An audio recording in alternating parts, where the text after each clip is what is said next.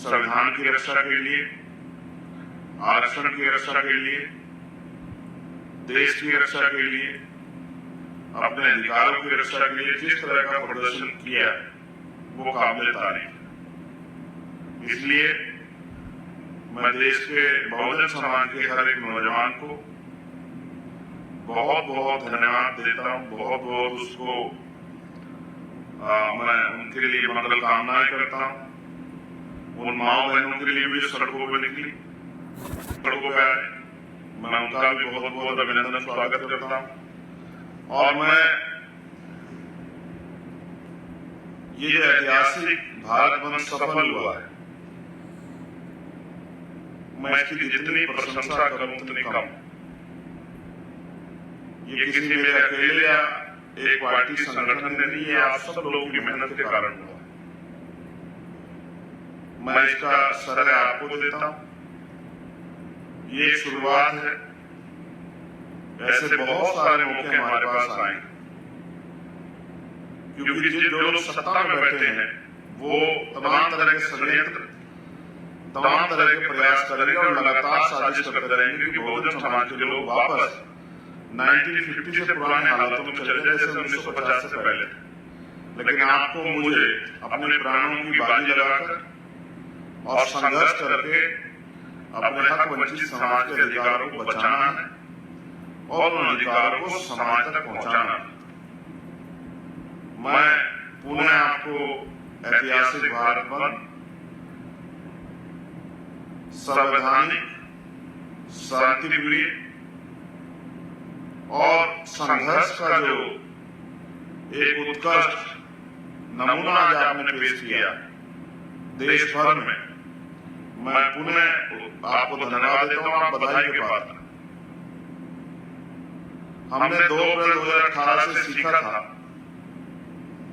कि आंदोलन की कामयाबी इस बात पर निर्भर करती है कि उस आंदोलन में हमें नुकसान कितना होता है। मैं आज इस बात में बड़ा बेहद आपके संघर्ष से, जिस तरह से अनुशासित रूप में आप लोगों ने संघर्ष किया, मैं इसके लिए भीम आर्मी आजाद समाज पार्टी के नेता, कार्यकर्ता, जमीनी साथी, बहुजन आंदोलन के सिपाहियों का, हक वंचित समाज के पहरेदारों का दिल से धन्यवाद करता हूं। 2018 में जो बंद हुआ था उसमें हमने 13 से 14 लोगों की शहीदी हमें हमारे हिस्से में आई, लेकिन इस बार के बंद में आपने जिस तरह से मेरी और तमाम नेताओं की जिन्होंने आपसे अपील की, उनकी भावनाओं का सम्मान किया और बंद को शांतिपूर्वक सफल बनाने के लिए जिस तरह का संघर्ष किया, अपने गुस्से पर कंट्रोल रखा, तमाम तरह से षड्यंत्रों को बेनकाब किया, तमाम तरह से जो सीक्रेट कोड आपको दिया गया था उसका प्रयोग करके समय समय पे आपने विरोधियों को अपने आंदोलन में घुसने से रोका। इसके लिए मैं आपका धन्यवाद देता हूं। सम्मानित साथियों, आपने देखा एक ऐतिहासिक भारत बंद, अधिकारों के लिए, धार्मिक आयोजनों में हम लोग इकट्ठा होते थे, लेकिन संघर्ष के लिए इकट्ठा होना ये खुद में काबिल तारीफ।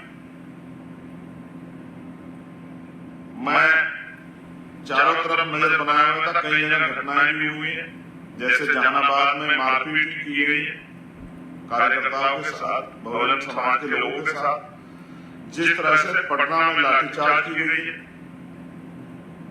वो दर्द भी मैंने देखा। कई जगह पर छिटपुट 1-2 दुर्घटनाओं की, मुजफ्फरनगर में भी दुर्घटना हुई, एक्सीडेंट, कई ऐसी घटनाएं मेरे संज्ञान में आई। सुबह संभल में, मुरादाबाद में, जौनपुर में जिस तरह से कार्यकर्ताओं को पकड़ा गया, हाउस अरेस्ट किया गया, उनको अमरोहा में, उनको संभल में जिस तरह से रोका गया पुलिस द्वारा, जिस तरह से सड़क से आकर रोकने की बजाय रोककर वहीं मूर्तियों में और धर्मशालाओं में ज्ञापन दिलाने के लिए मजबूर किया गया, जो लोग सड़क पे आए उनको थाने में बंद कर दिया। ऐसी बहुत सारी सैकड़ों घटनाएं हमारे संज्ञान में आई और लगातार हमने उस पर काम करके प्रशासन को चेताने का, अपने लोगों को रिहा कराने का और तमाम तरह की जो परेशानियां उन्होंने खड़ी की उसको, उन परेशानियों को खत्म कराने का प्रयास किया। लेकिन साथ साथ सम्मानित साथियों, मुझे आपसे कहना है, ये जो संघर्ष हमने किया ये मेरा अपना संघर्ष नहीं, या किसी एक आदमी का संघर्ष नहीं, समाज के अधिकारों को बचाने का संघर्ष। इस बंद से हमने सरकार को चेताया कि निजीकरण के जरिए इस तरह आरक्षण खत्म कर रही है, अब नहीं चलेगा। ठेकेदारी, लेटर एंट्री, संविदा, आउटसोर्सिंग के जरिए जिस तरह से सरकारी नौकरियों को खत्म किया जा रहा है, ये अब नहीं चलेगा। अब मैं सड़क पर तो हूँ, लेकिन पार्लियामेंट में भी मैं आपको वचन दे कहता हूँ कि पार्लियामेंट में इस मुद्दे को जोर शोर से हम लोग उठा के सरकार का ध्यान आकर्षित करेंगे, मजबूर करेंगे कि वो अध्यादेश लाके आरक्षण को संविधान की 9वीं सूची में डालें। साथ साथ मुझे आपसे ये भी कहना है कि संघर्ष के लिए बुलावे नहीं भेजे जाते। अभी प्रथम चरण खत्म हो गया। आज मैं अपने साथियों से कहना चाहता हूँ देश भर के कि वो कल से ही मीटिंग स्टार्ट कर दे। 11 सितंबर को हमें दिल्ली में अपना शक्ति प्रदर्शन करके समाज का जो है की ताकत जो है, समाज का जो बल है, समाज का जो अब मैं सड़क पर तो हूँ, लेकिन पार्लियामेंट में भी मैं आपको वचन दे कहता हूँ कि पार्लियामेंट में इस मुद्दे को जोर शोर से हम लोग उठा के सरकार का ध्यान आकर्षित करेंगे, मजबूर करेंगे कि वो अध्यादेश लाके आरक्षण को संविधान की 9वीं सूची में डालें। साथ साथ मुझे आपसे ये भी कहना है कि संघर्ष के लिए बुलावे नहीं भेजे जाते। अभी प्रथम चरण खत्म हो गया। आज मैं अपने साथियों से कहना चाहता हूँ देश भर के कि वो कल से ही मीटिंग स्टार्ट कर दे। 11 सितंबर को हमें दिल्ली में अपना शक्ति प्रदर्शन करके समाज का जो है की ताकत जो है, समाज का जो बल है, समाज का जो आक्रोश है, समाज की जो चिंताएं हैं, उसको भी हमें दिल्ली के पटल से सरकार के सामने रखना है। समाज ने बंद बुलाया, हमने गंभीरता को जांचा, एक एक चीज पर नजर बना के रखी, पॉइंट टू पॉइंट सब चीजों को किया, तमाम चीजों का प्रयास करके, संकलन करके, तमाम वार रूम बना के, वो नंबर जारी करके, सब कुछ करके हमने कोशिश की कि आंदोलन सफल हो। हमारी फर्स्ट प्रायोरिटी ये थी कि आंदोलन सफल हो। अब मैं आपसे कहना चाहता हूँ कि अब आपको पुनः कमर कसनी पड़ेगी। मैं भीम आर्मी आजाद समाज पार्टी के बहादुर साथी से कहना चाहता हूँ, अभी से आप व्यवस्था कर लें।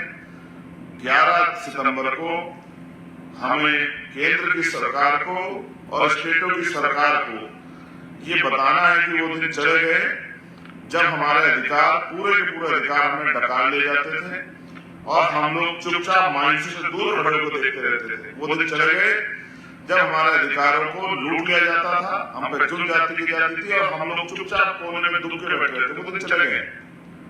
अब जो नई जनरेशन है वो अपने अधिकारों को इतनी आसानी से नहीं जानेगी। आज मैंने किसी से कहा भी और मैं आपसे भी कह रहा हूँ, क्या कभी आपने 2014 से पहले सुना था कि कमजोर वर्ग के लोग अपने अधिकारों के लिए भारत बंद करते थे?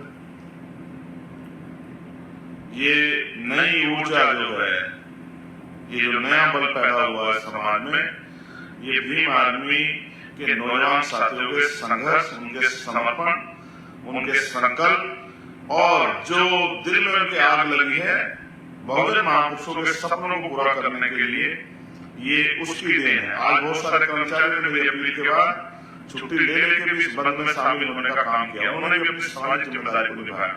मैं उनसे भी कहना चाहता कि अब कमर कसने का समय आ गया है। ये अधिकार मांगने से नहीं मिलेंगे। एक तरफ हम राजनीतिक शक्ति बना के अधिकारों को आप तक पहुंचाने का काम करेंगे, आपके दरवाजे तक लाने का काम करेंगे, बुनियादी सुविधा आप तक पहुंचाने का काम करेंगे, आपके आत्म सम्मान की, आपके अधिकार रक्षा करने का काम करेंगे। दूसरी तरफ समाज से भी मैं अपील करता हूँ कि वो भी अपनी शक्ति को अब समय समय पे उसका प्रदर्शन करे। एक बार भारत बंद करना पड़े आपके अधिकारों के लिए, 2 बार करना पड़े, 10 बार करना पड़े, हर महीने करना पड़े, हर साल करना पड़े, हर हफ्ते करना पड़े, लेकिन किसी भी कीमत पर आजादी के 75 साल बाद भी हम लोग बुनियादी सुविधा से वंचित होकर जीवन नहीं जिए।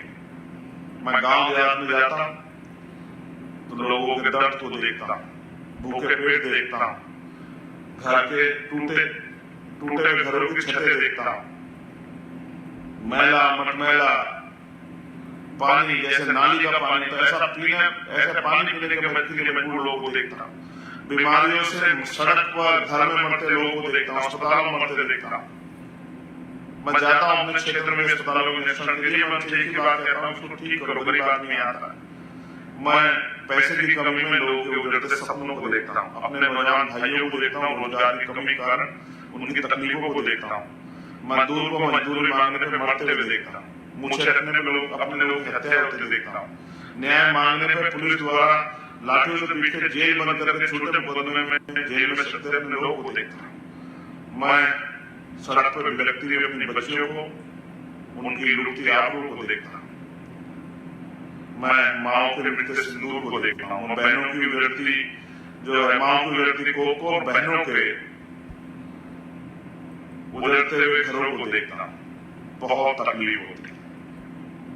सब कुछ होते हुए भी आज भी हम पे होने वाला जुल्म कम नहीं हुआ, और जो अधिकार हमें बाबा साहब अम्बेडकर ने संघर्ष करके दिलाए उनको लगातार सरकारें खत्म करने का काम करती है।